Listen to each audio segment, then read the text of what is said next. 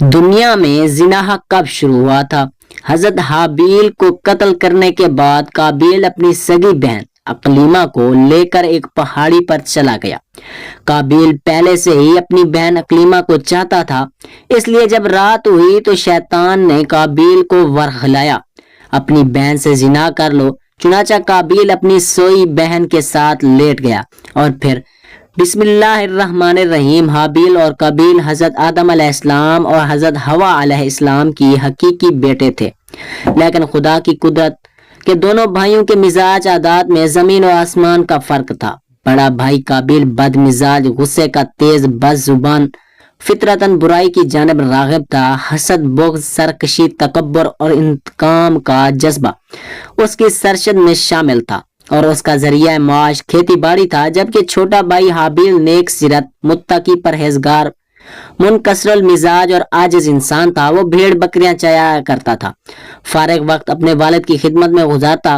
قابیل شکل و صورت میں حابیل سے زیادہ خوبصورت تھا، جبکہ حابیل واجبی خد و خال کا مالک لیکن اپنے بڑے بھائی قابیل کے مقابلے میں قوی طاقتور تھا۔ ویسے تو والدین کو اپنے بچے سب پیارے ہوتے ہیں اور سب ہی محبت کرتے ہیں، لیکن حابیل کے مقابلے میں اخلاق میں نیک سیرت، فرما برداری اور دیگر خصوصیات کی بنا پر حضرت آدم علیہ السلام چھوٹے بیٹے کو زیادہ پسند فرمایا کرتے اور اسے اپنے جانشین مقرر کرنا چاہتے تھے، جبکہ قابیل کی عاداتیں بد کی وجہ سے اس کے متعلق متفکر رہتے اور اس کی اصلاح کی کوششیں بھی کرتے۔ قرآن کریم نے حضرت آدم علیہ السلام کے ان دونوں صاحبزادوں کے نام لے کر مخاطب نہیں کیا، البتہ تورات میں ان کے نام حابیل اور قابیل بیان کیے گئے ہیں۔ ان کے واقعے سے متعلق حافظ حدیث علامہ عماد الدین ابن کثیر نے سند کے ساتھ ایک روایت نقل کی ہے جو حضرت عبداللہ بن مسعود رضی اللہ تعالی عنہ اور بعض دوسرے صحابہ سے منقول ہے کہ جب حضرت آدم علیہ السلام اور حضرت اما حوا علیہ السلام دنیا میں تشریف لائے اور توالد و تناسل کا سلسلہ شروع ہوا تو ان کی نسل میں اضافے کے لیے ہر ایک حمل سے ان کے دو بچے توام یعنی جڑواں پیدا ہوتے ہیں، ایک لڑکا اور دوسری لڑکی۔ بہن بھائی ہونے کی وجہ سے ان کا آپس میں نکاح حرام تھا، چنانچہ اللہ تعالیٰ نے اس وقت کی ضرورت کے لحاظ سے شریعت آدم علیہ السلام نے یہ خصوصی حکم جاری فرما دیا تھا کہ حضرت حوا علیہ السلام سے توام پیدا ہونے والی لڑکے اور لڑکی کا عقد دوسرے وقت میں پیدا ہونے والے تمام بچوں سے کر دینا جائز ہے۔ اسی حکم کے مطابق قابیل اور حابیل کی شادی ہونا تھی۔ قابیل عمر میں بڑا تھا، اس کے ساتھ اس کی جو ہمشیرہ پیدا ہوئی وہ حابیل کے ساتھ پیدا ہونے والی ہمشیرہ سے بہت زیادہ حسین و خوبصورت تھی۔ جب نکاح کا وقت آیا تو حسب حکم حابیل کے ساتھ پیدا ہونے والی ہمشیرہ قابیل کے حصے میں آئی، لیکن چونکہ وہ خوبصورت نہیں تھی چنانچہ قابیل نے اس سے شادی سے انکار کر دیا۔ وہ اپنی سگی ہمشیرہ سے شادی کی خواہش رکھتا تھا۔ حضرت آدم علیہ السلام نے شرعی قاعدے کے موافق اسے قبول نہیں فرمایا اور قابیل کو اللہ کے حکم کے مطابق عمل کی تلقین کی، لیکن قابیل اپنی ضد سے باز نہ آیا۔ بڑا ہونے کی وجہ سے قابیل خود کو والد کا جانشین سمجھتا تھا، لیکن حابیل کے تعلق سے والد کے خیالات سے واقف تھا۔ اب حسین و جمیل لڑکی سے حابیل کی شادی کے فیصلے نے اسے حابیل کا دشمن بنا دیا۔ حضرت آدم علیہ السلام نے جب دونوں بھائیوں کے درمیان یہ تنازع دیکھا تو رفع اختلافات کے لیے دونوں بھائیوں کے لیے یہ تجویز پیش کی کہ تم دونوں بارگاہ خداوندی میں اپنی اپنی قربانی پیش کرو، اللہ تعالیٰ تم دونوں میں سے جس کی قربانی قبول فرما لے گا اس لڑکی کی شادی اس سے کر دی جائے گی۔ حضرت آدم علیہ السلام کو اس بات کا یقین تھا کہ قربانی اس کی قبول ہوگی جس کا حق ہے، یعنی حابیل کی۔ اس زمانے میں قربانی قبول ہونے کی ایک واضح اور کھلی علامت یہ ہوتی تھی کہ آسمان سے ایک آگ آتی اور قربانی کو کھا جاتی، اور جس قربانی کو آگ نہ کھائے تو اس کے معنی یہ ہوتے ہیں کہ وہ قربانی اللہ کے حضور قبول نہیں ہوئی۔ قرآن کریم میں اللہ تعالیٰ نے حضرت آدم علیہ السلام کے دونوں بیٹوں کو قیامت تک آنے والی نسلوں کے لیے عبرت اور نصیحت کے طور پر پیش کیا ہے۔ اللہ تعالیٰ اپنے محبوب رسول اللہ صلی اللہ علیہ وآلہ وسلم اور نبی آخر الزمان کو مخاطب کرتے ہوئے فرماتا ہے، اے محمد آپ ان کو آدم علیہ السلام کے دونوں بیٹوں کے حالات بالکل صحیح پڑھ کر سنا دیں जब इन दोनों ने नजराना पेश किया तो एक की तो नियाज कबूल हो गई, दूसरे की कबूल नहीं हुई। तो वो काबिल कहने लगा कि मैं तुझे कत्ल कर दूंगा। इस पर हाबिल ने कहा, अल्लाह परहेजगार ही की नजर कबूल फरमाया करता है, अगर तू मुझे कत्ल करने के लिए मुझ पर हाथ चलाएगा तो मैं तेरे कत्ल की तरफ हरगिज़ हाथ नहीं बढ़ाऊंगा। मुझे तो अल्लाह रब्बुल आलमीन से डर लगता है। मैं तो चाहता हूँ कि तू मेरा गुनाह और अपने गुनाह दोनों अपने सर रख ले, फिर दोज़खियों में शामिल हो जा। जालिमों का यही बदला है। बस उसे इसके नफ्स ने अपने भाई के कत्ल पर आमादा कर दिया और उसने उसे कत्ल कर डाला और खसारा उठाने वालों में से हो गया। हजरत आदम अलैहिस्सलाम ने दोनों भाइयों को हुक्म दिया कि वो अल्लाह के हजूर कुर्बानी पेश करें। इस असना में अल्लाह ताला ने हजरत आदम अलैहिस्सलाम को हज की अदायगी के लिए मक्का मुकरमा जाने का हुक्म फरमाया। हजरत आदम अलैहिस्सलाम काबिल की जानब से मुतफक्किर थे, चुनाचा हज के सफर पर जाने से पहले आपने दोनों बेटों को नसीहत की, बारगाह खुदावंदी से जो भी फैसला आए उसे दोनों भाई बाखुशी कबूल करें और आपस में मिलजुल कर रहें। इसी हिदायत और नसीहत के बाद हजरत आदम अलैहिस्सलाम मक्का मुकरमा रवाना हो गए। काबिल बाप की नसीहत की वजह से कुर्बानी देने पर आमादा हुआ था, चुनाचा दोनों ने कुर्बानी पेश की। हाबिल बकरियों वाले थे, चुनाचा उन्होंने एक निहायत उम्दा खूबसूरत बकरी राह खुदा में कुर्बानी के लिए पेश की। काबिल खेती बाड़ी करता, लिहाजा उसने फजूल और रद्दी फसल का एक गट्ठा कुर्बानी में दिया। अल्लाह ने हाबिल की कुर्बानी कबूल फरमाई मगर काबिल की कबूल नहीं हुई। इस ज़माने में उनकी कबूलियत की अलामत ये होती थी कि आसमान से एक शोला नीचे उतरता और वो कुर्बानी के लिए पेश की गई शय को जलाकर भस्म कर देता था। मतलब ये था कि अल्लाह ने कुर्बानी कबूल फरमा ली। ये देखकर काबिल गज़बनाक हो गया और हसद की आग में जल कर बोला, मैं तुझे जान से मार डालूंगा। हाबिल ने कहा, भाई जान, इसमें मेरा क्या कसूर है? ये तो अल्लाह ताला का कायदा है कि वो सिर्फ अपने मुत्तकी बंदे की कुर्बानी कबूल फरमाता है। अगर आप मुझे कत्ल करने के लिए अपना हाथ चलाएंगे तब भी मैं आपको कत्ल करने के लिए अपना हाथ नहीं चलाऊंगा, क्योंकि मुझे तमाम जहानों के परवरदिगार अल्लाह ताला का खौफ है। अगर आप इस इंतहा तक पहुंच जाएंगे कि मुझे कत्ल ही कर देंगे तो आप अपने गुनाहों के साथ साथ मेरी खताओं का भी बोझ अपने सर उठाएंगे। एक बेगुनाह इंसान को कत्ल करने वाला गोया मकतूल के तमाम गुनाहों का बोझ भी अपने सर उठा लेता है। इस तरह मेरे गुनाहों का वबाल भी आपके सर होगा और मेरे लिए तो ये कोई घाटे का सौदा नहीं। अलबत्ता इस जुल्म की वजह से आप जहन्नम में जाएंगे। इन अल्फाज की बयान और सतून उसके ज़मीर की कशमकश का मुकम्मल नक्शा मौजूद है। एक तरफ अल्लाह का खौफ, नेकी का जज्बा, खून का रिश्ता और दूसरी तरफ शैतानी तरगीब, हसद की आग और नफसानी ख्वाहिश की उकसाहट। और फिर बल आखिर इस अंदरूनी कशमकश में उसका नफ्स जीत गया और इसने भाई को कत्ल कर डाला, जिससे वो नुकसान पाने वालों में से हो गया। काबिल ने हाबिल को कैसे कत्ल किया? हज़रत अब्दुल्ला बिन उमर फरमाते हैं, खुदा की कसम, मकतूल हाबिल काबिल से ज़्यादा ताकतवर था, लेकिन उसे हया और शर्म रही कि वो अपने भाई की तरफ कत्ल के लिए हाथ बढ़ाए। अल्लामा इब्न कसीर कत्ल के हवाले से मुख्तलिफ अकवाल तहरीर फरमाते हैं कि शायद काबिल के पास लोहे की राड हो जिससे हाबिल को मार और कत्ल कर दिया। एक और कौल ये भी है, काबिल ने पत्थर की चट्टान हाबिल के सर पर मार कर उसे हलाक किया, जबकि हाबिल जब सो रहा था तो काबिल ने भाई का सर कुचल डाला। एक और रिवायत में है कि काबिल ने हाबिल का गला घोट दिया और इस तरह उसे काटा कि वो जाँ बहक हो गया। वल्लाहु आलम। हज़रत अल्लामा शबीर अहमद उस्मानी तफसीर उस्मानी में तहरीर फरमाते हैं, अगर कोई नाहक किसी को मारने लगे तो उसे इजाज़त है अपने दिफा में जालिम को मार डाले, लेकिन अगर सब्र करे तो शहादत का दर्जा है।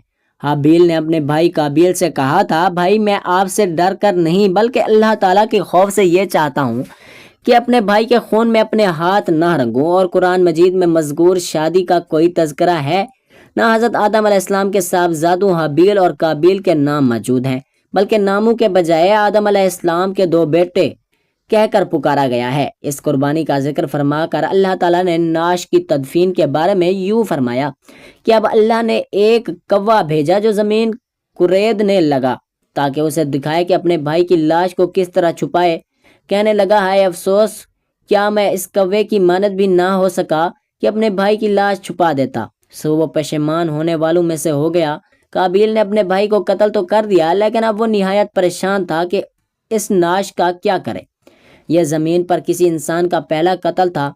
बाज़ मुफस्सरीन ने जिक्र किया कि जब काबिल ने अपने भाई को कत्ल किया तो उसकी लाश 1 साल तक अपनी पुश्त पर लादे फिरता रहा।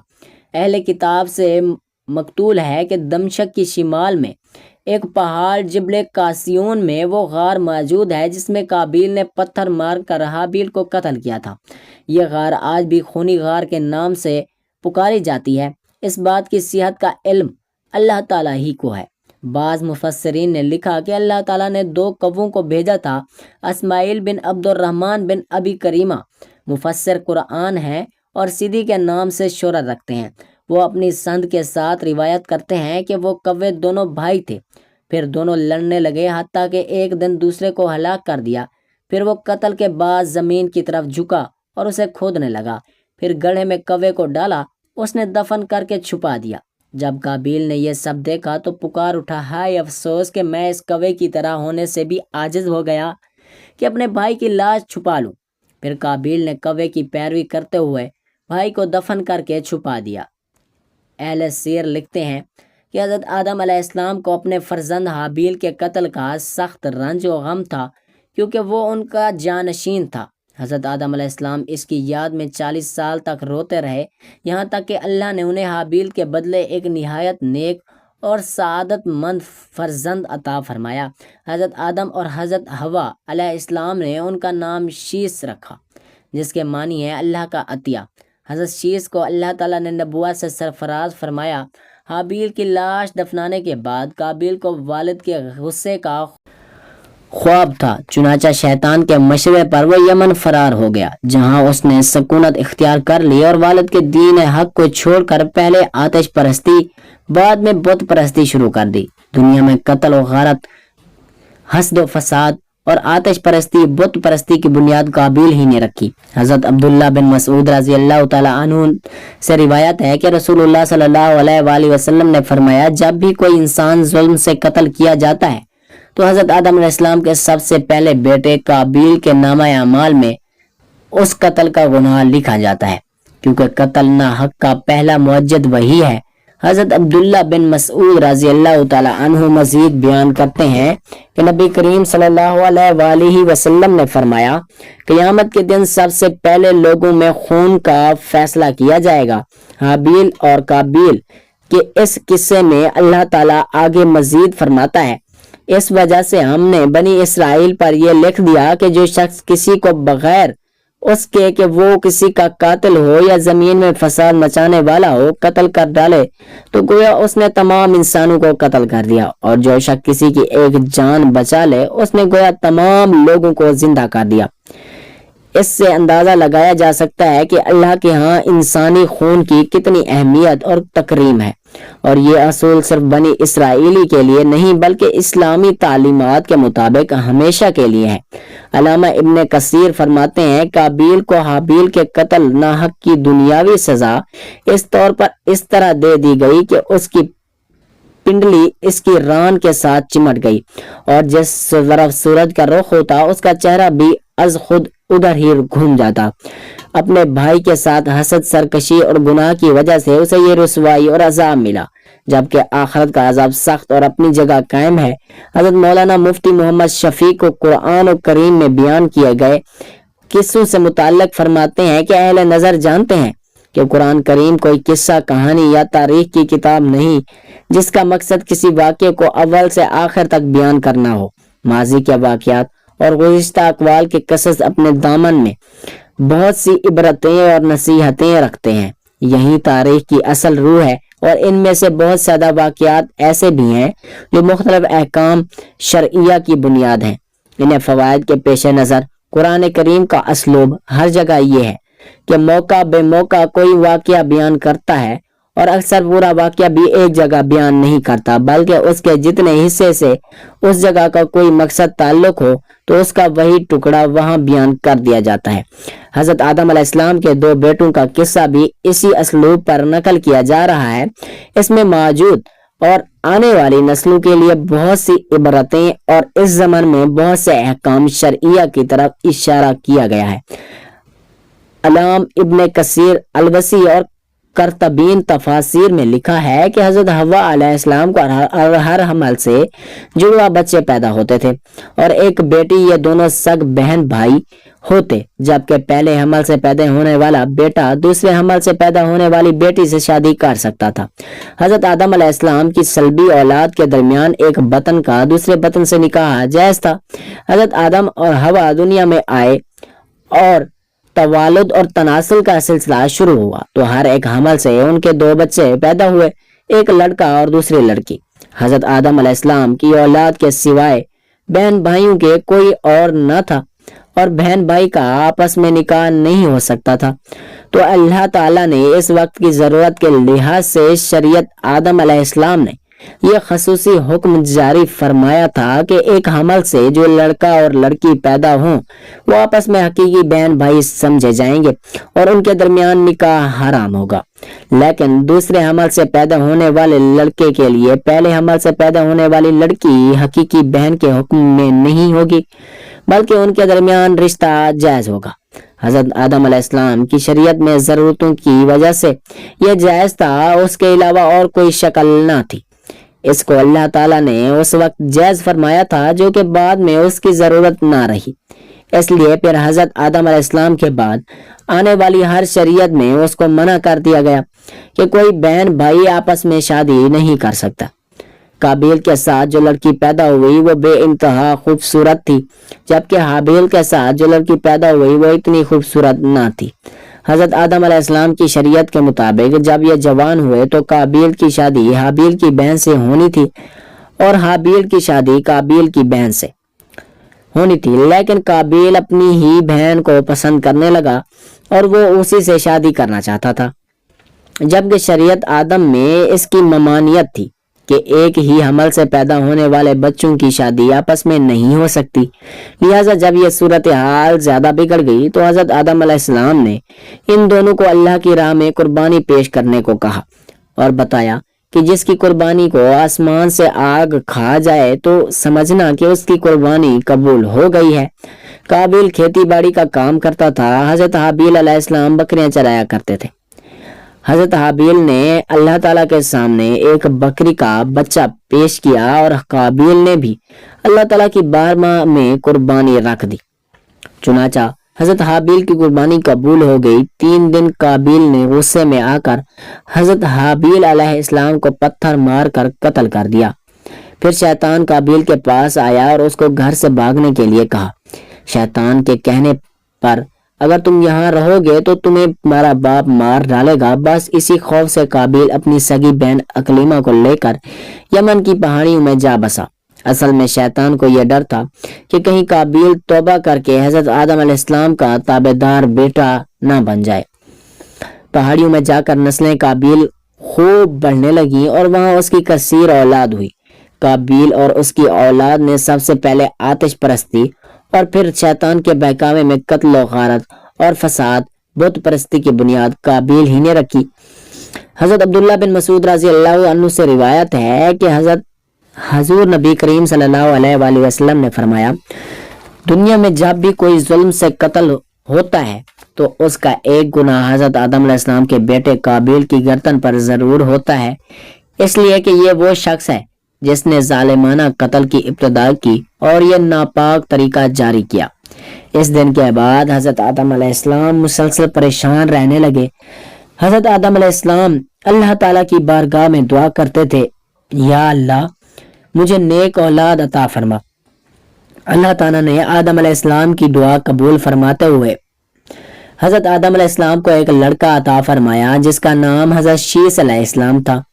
حضرت شیس علیہ السلام جوان ہوئے تو حضرت آدم علیہ السلام نے اپنے جانشین حضرت شیس علیہ السلام کو مقرر کر دیا۔ ان کو حکم دیتے ہوئے کہا کہ اپنے بھائی قابیل سے ہمیشہ دور رہنا۔ حضرت آدم علیہ السلام کا وصال ہوا تو اللہ تعالیٰ کی طرف سے بے شمار فرشتے زمین پر نازل ہوئے. انہوں نے حضرت شیس علیہ السلام کو اپنی باپ کو دفن کرنے کا طریقہ بتایا. اس کے بعد حضرت حوا کا بھی وصال ہو گیا. اس کے بعد زنا کی شروعات ہوئی. اس کے بعد ایک وادی میں قابیل اور اس کی اولاد رہنے لگی. شیطان ایک آدمی کی شکل میں ان کے پاس آتا. شیطان نے ان دونوں کو عیش و عشرت میں لگا دیا. شیطان نے ان کو ایسے کپڑے اور گانے بجانے کے طریقے سکھائے کہ وہ کبھی بھی ان کو بھول نہ سکے. انہوں نے ایک دن میلہ مقرر کیا جس پر وہ برہنہ عورتوں اور مرد اکٹھے شرکت کرتے. اس میلے پر طرح طرح کے گانے اور موسیقی کی آوازیں آتی تھی. اس طرح جو شخص مومن تھا ان کو بھی یہ آوازیں سنائی دیتی تھی. ایک دن ایک مومن کے دل میں یہ خیال آیا کہ وہ یہ سب کچھ قریب سے دیکھنا چاہتا ہو. ایک دن وہ مومن اپنے ساتھیوں سے چوری وہاں سے نکلا اور قابیل کے لوگوں کے پاس آ گیا. اس نے دیکھا کہ قابیل کی اولاد بے حیائی اور فضول کاموں میں لگی ہوئی تھی. اس شخص نے وہاں جا کر دیکھا تو وہ عورتیں بہت ہی خوبصورت اور حسین تھی. اس حوالے سے ایک روایت میں آتا ہے کہ حضرت شیس اور ان کے ساتھی بہت ہی حسین و جمیل نوجوان تھے. ان کی نسبت ان عورتیں زیادہ پیاری نہ تھی. قابیل کی اولاد میں لڑکیاں تو بہت ہی پیاری تھیں لیکن ان کی نسبت مرد زیادہ حسین و جمیل نہ تھے. وہ شخص قابیل کی اولاد اور عورتوں سے بہت ہی متاثر ہوا. اس کے بعد وہ واپس آ گیا. اس نے مومنین کو بھی ان کی عورتوں کے بارے میں بتایا. ان میں سے جو کمزور ایمان والے تھے وہ قابیل کی اولاد کی طرف ہجرت کرنے لگے. کافی حد تک مومن لوگ بھی قابیل کے فتنے میں داخل ہوتے گئے اور فضول کاموں میں شامل ہوتے جا رہے تھے. اس طرح وہ ایک دوسرے کی طرف مائل ہوتے گئے جہاں سے زنا جیسے کبیرہ گناہ شروع ہوئے. روایت میں آتا ہے کہ حضرت شیس علیہ السلام کے ساتھ رہنے والے ساتھیوں کی تعداد بہت کم رہ گئی. چونکہ قابیل کا گروہ کافی مضبوط اور طاقتور ہو چکا تھا اور حضرت شیس اور ان کے ساتھیوں کو تنگ کرتے رہتے تھے. ان کو طرح طرح کی تکلیفیں دیا کرتے تھے. حضرت آدم علیہ السلام نے وفات کے وقت حضرت شیس علیہ السلام کو نصیحت کی تھی: اے میرے جانشین، میرے بعد تقوی اختیار کرنا اور اپنی نسل کو قابیل سے پاک رکھنا. جس پر قابیل کے بیٹے حضرت شیس علیہ السلام کی اولاد میں سے لڑکی کو اٹھا کر لے گئے. جس پر حضرت شیس علیہ السلام نے اللہ کے حکم سے قابیل کے لشکر پر حملہ کیا. ان کو تہس نہس کر کے لڑکی کو آزاد کروا لیا. مسلمان، یہودی اور عیسائی اس بات پر متفق ہیں کہ اس وقت دنیا میں جتنے بھی لوگ موجود ہیں وہ نسل شیس علیہ السلام سے ہیں، کیونکہ حابیل 20 سال کی عمر میں شہید کر دیے گئے. ان کا کوئی جانشین نہ تھا. قابیل اور اس کی اولاد شیطان کی پیروکار بنی جس کو طوفان نوح میں غرق کر دیا گیا تھا. اس لیے نسل انسانی صرف اور صرف حضرت آدم علیہ السلام کے تیسرے بیٹے حضرت شیس علیہ السلام سے ہے. اگر دیکھا جائے تو زنا اس وقت ہی شروع ہو گیا تھا جب قابیل اپنی بہن اقلیمہ کو لے کر وہاں سے بھاگ گیا تھا. اس نے اپنی بہن کے ساتھ ہی اپنی اولاد کو جنم دیا. اللہ تعالی ہمیں ہر گناہ سے محفوظ رکھے، ہمیں نیک اعمال کرنے کی توفیق عطا فرمائے اور ہمارا خاتمہ ایمان پر فرمائے. آمین ثم آمین.